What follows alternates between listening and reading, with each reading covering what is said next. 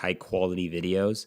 I'm gonna first change the exposure mode, and so I'm gonna hit the menu icon right here and then hop into the second menu, change the shoot mode into manual. Like I said, intelligent auto is great if you're just wanting to press record and get going, but I'm gonna set this to manual. Another way you can access this is through FN, and at the bottom right you could see that manual or all the exposure settings are here, just so you know that if you ever wanted to choose video mode by pressing that button twice. So now that we've dialed our resolution and our frame rate, I'm gonna hit this FN button, and I'm gonna change my focus area to wide. I just wanna make sure that it's scanning the entire frame for my face. And then I'm gonna hit FN again. I'm actually gonna turn off the soft skin effect because I'm just happy with my face. And then I'm going to change the steady shot from active to off. Like, you could see how much it zooms in when it's on active. So if I plan on shooting like talking head YouTube videos or something, you can imagine how much more lens you're getting when you have it off. However, if you are vlogging, then by all means you could turn that on if you'd like to. But this at 16 millimeters is sweet. The next thing we're gonna do is just a rule that you could always remember is I'm gonna double my shutter based off of my frame rate. So I'm at 24 frames, like you can see from the top, which means my shutter speed is gonna be 50. So I'm just gonna take this big wheel and I'm gonna scroll it to 50, and then that never has to change. The next thing that essentially never has to change is my aperture. So I'm gonna take the wheel on the top and scroll that back, and that's gonna put me at 3.5 because I'm using the kit lens. And now the only thing I really have to change to dial in my shot is my ISO based on my shot. So right now it's on auto, and I'm gonna put this at around 250, which looks pretty good. And you can always double check your exposure by looking at those numbers at the bottom right where it says 0.00. If I changed my ISO and made it super bright, you can see it says plus 1.3, or if I went really dark, it's gonna tell me that I'm at -3. But you're good to be around 0.3, but I like, 0 is just a good rule of thumb, but feel free to move around that as needed. The next thing you can do is just lock in your white balance, and so you can keep it on auto if you'd like to, but I'd like to lock it in because I usually shoot in stationary places. So you can just go to this C temp filter, and then I'm simply going to scroll this back about 4,700. It's kind of daytime temperature, which I always set my lighting to, or I use a window or something. You're pretty good leaving it at around 4,500 to 5,000 in my opinion. And then if you really want to go there, a lot of people can go 1.5 over here and then go 1.5 over here. Not to go too deep into the color science of Sony, they have improved it, but this does add a little bit more magenta to the image. So if you'd like to do that, you can. So I'm just going to leave it at 1.5 and 1.5 and hit OK. And really right here, you're ready to shoot videos. And so that's pretty much all you got to do that. Then we're going to move into this. Let me put it in video mode so all this turns on. So we're in video mode. That's why it was grayed out. But on this first page, you have your shoot mode, which again could be accessed by the FN button when you're in the main shooting stuff. You have your USB streaming, which we added to the custom menu. And then we have your resolution and your frame rate and your S&Q settings. We messed with all this already, so let's move on.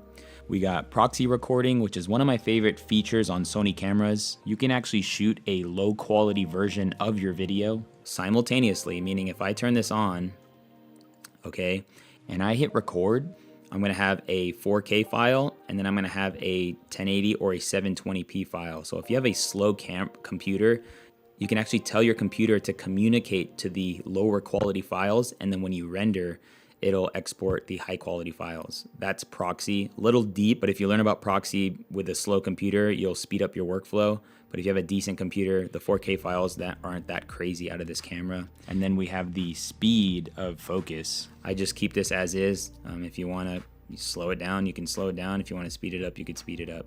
Pretty straightforward.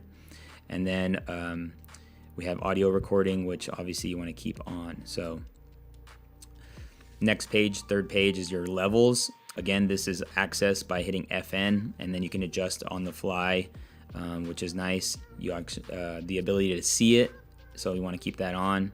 Audio out timing, don't need to worry about any of this stuff. You can turn on wind noise reduction, which for the onboard mic could be helpful. so you can turn that on and use that as needed. Why not leave that on just in case, right? And so then we have steady shot, which is the 3 levels, which again could be accessed by hitting FN. Let me just show you. Hit FN, and then under here in the bottom left you have active, standard, and then off. So just a few things that you can know about. And then we have steady shot settings, but you don't need to worry about that. So on this 4th page we have marker display and marker settings. You don't need to worry about that. Emphasize during record. This is an awesome feature because when I hit record, it's gonna put a red box around the screen, which is nice when you're recording yourself. And then also the record lamp also turns on the light on the front of the camera, which is nice. And then you can do movie with shutter if you'd like to, but there's already a record button on the top of this camera, so you don't need to worry about that. Silent shooting, that's for photography. If you want to turn off the shutter noise, unless you need to do that, so you can do that as well. Something that's deep in the menu that you could add to the favorites menu, or you can add it to the FN's menu, the functions menu, but that's okay anyway. Moving on, so we're gonna go to zoom range. This is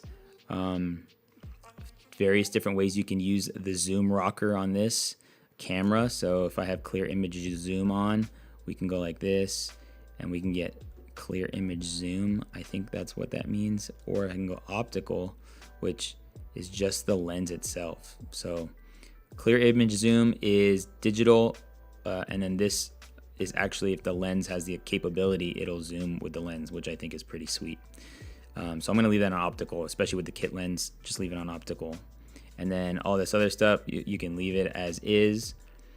We have display button, which you can customize what shows you, but don't worry about that. Zebra settings. This is not a cinema camera, so you don't have to worry about zebra settings. I might get roasted in the comments. I like the grid line, so I like having the rule of thirds grid, which is essentially the 9 boxes, but I know when I'm centered in camera with that, so I like actually keeping that on. It doesn't bug me. Also helps me keep the camera leveled at certain times. Exposure set guide, we'll leave it. Auto review is on for 2 seconds. That's if you take a photo, it'll show you the photo you just took without having to press play. And then one of my favorite things with Sony's is just the ability to like fully customize the entire camera. And so based off of what you find yourself doing often by going back in the menu, if it doesn't make sense to add to the custom menu, you can actually add it to places like here. So if you want to, I'll never mess with soft skin effect because personally I just don't need to. So I can actually swap that out for something else I think I'll need. So for instance, I'm going to hit this right here, and then I'm just going to go to the soft skin girl, and then I'm just going to take her off and just change it to something like silent shooting because it was deep in the menu. So now if I'm shooting at like church or something, I can just go here, shooting photos, and then turn this off, which is nice. So you can use it based off of how you use the camera itself. So that's kind of all this. So I like how it generally comes, but if you think you need something special, just start adding certain shortcuts and things like that to the camera. The 9th page, you have touch operation, which I'm a fan of touch tracking. You don't need to necessarily do anything else. Touch tracking just simply puts a box around something you tap on and it focuses on it, which is I think what most people would want it to do. We have audio signals. I actually like them off because I'm not trying to be a goober pressing record 30 times in a quiet room or at a wedding, and people are like, dude, shut off that thing. And then we have a lot of the other things that have to do with like connecting to your smartphone and sending photos to your smartphone. I think these are all separate use cases, so we don't have to go through it now, but that's what this all is. And then this next portion of the menu is all about when you hit the play button and review photos or videos. Really, everything is straightforward. You don't really have to mess with anything, except I'm not a fan as my photos showing in groups. I just like them to be individual. So, I just want all my photos to be just straight in front of me. If you do it as groups, it's just gonna group different photos and then you have to click in, but just turn it off. Just trust me on that one. Turn it off, so that's cool. And then we're good on the playback menu. Now we're almost done, guys. You made it so far. Oh my goodness, congratulations. Anyway, so we have our monitor brightness, which you can make it bright or manual. Sunny weather makes it very bright, which is nice, but if you want to save battery, you can just leave it on manual and adjust that as needed. But just know that if you go outside, you could make it brighter, which is nice to know. We have gamma display assist. This is only if you're really shooting with like S-Log or flat colored profiles. It'll just show you like a fake color corrected version of your clip so you can get an idea of it. We have volume settings, which is when you play back your footage. You can adjust that even then, but we can keep that maxed that out. That's fine.